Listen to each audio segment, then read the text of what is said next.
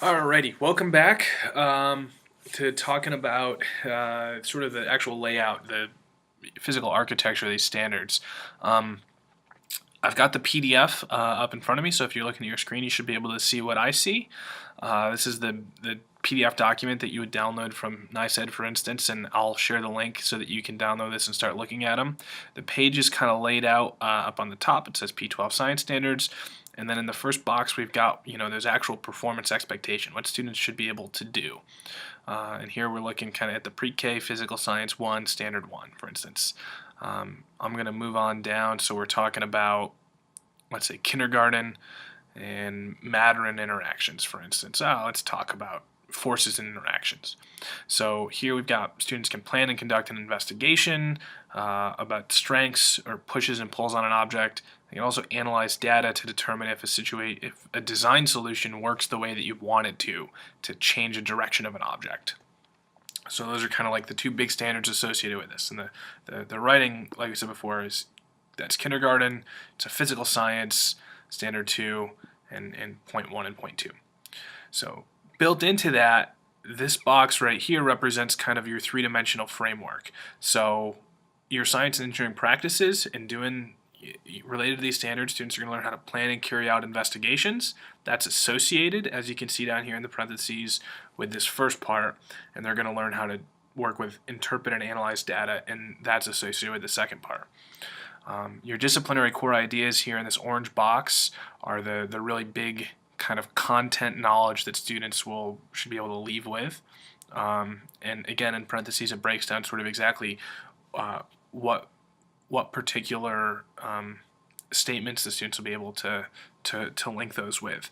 And then finally, in your cross-cutting concepts box, there's the simple tests can be designed to gather evidence and support or refute ideas. It's about cause and effect, which is obviously a really big trend, cross-cutting trend in all the sciences. Moving down the page a little bit further, you can see the connections to the other disciplinary core ideas. So for instance, there's relation, this KPS2 standard relates to the engineering, the K-2 engineering and technology standards, which looks like defining an engineering problem. That would probably relate to seeing if this design solution works as intended. You can also link this now to how these relate to different disciplinary core ideas across grade level. And then at the bottom, you've got places where you can tie this into your ELA and literacy, Common Core standards, and also your mathematics standards. And this exists at every grade level. So it's a little bit overwhelming to sit down at first, but the structure is set up very much so that you can link things together very well, and also to provide the performances that students should be able to do in a very open way.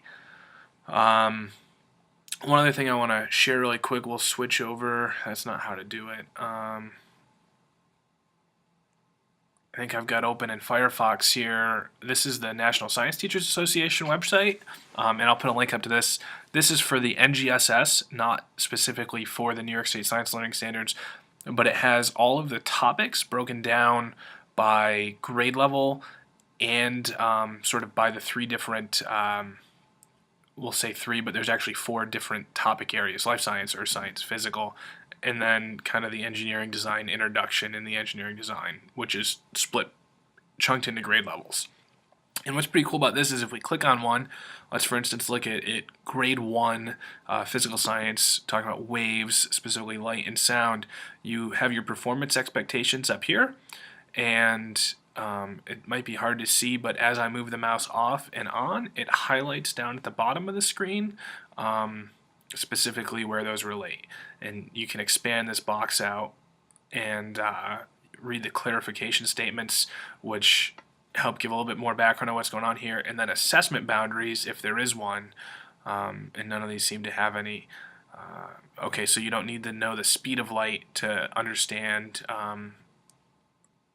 or conduct an investigation about what happens if you place a path in the different beam of light. So this is a possible place where you could do an experiment, transparent, translucent, or opaque materials, and putting those in front of a beam of light. So just some really simple resources and a quick guide to get you started about, when you sit down and look at this page, sort of what you're looking at and how you read it. So we will see you on November 30th, and if you haven't already, make sure you drop in and check out the Google Drive or the Google Doc form and put some information in there.